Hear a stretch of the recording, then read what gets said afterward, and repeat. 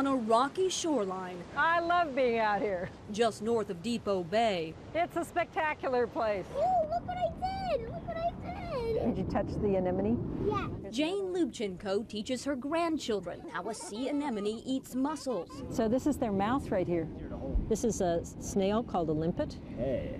Very happy. It's closing up to one of those. How a curious harbor seal is more than just a cute face. This is a very dynamic place. We found a sea star! Yay! And how the discovery of a healthy sea star is a rare find these days. So here's one of our sea stars. And this one looks healthy, which is fantastic because so many of these stars have been dying. You want me to keep your snail? And while grandmother is perhaps the title she is most proud of, Can I feed another? Dr. Lubchenco has had many distinguished titles in her career, a career that first brought her to Oregon back in 1977. That's when she left Harvard to come to Oregon State University, along with her husband and fellow professor Bruce Mengi, to teach marine biology.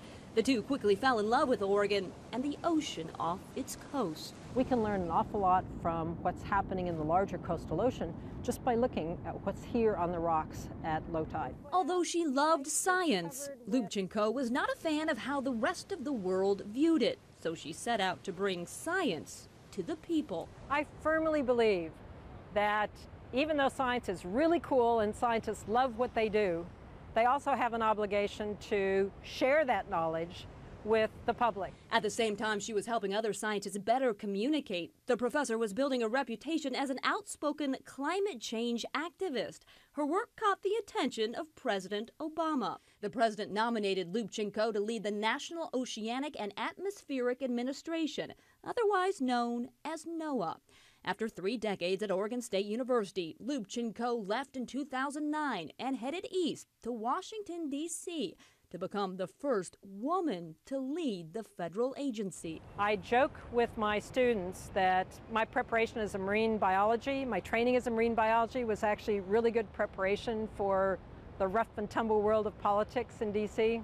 because I already knew how to swim with sharks.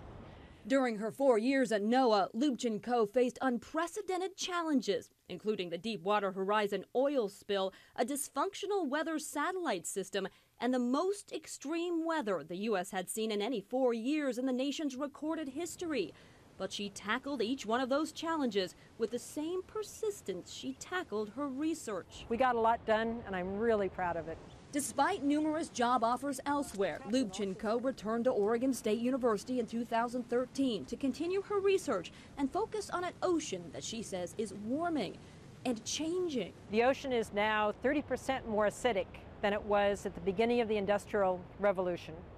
And that's happening because of all the excess carbon dioxide we've pumped into the atmosphere.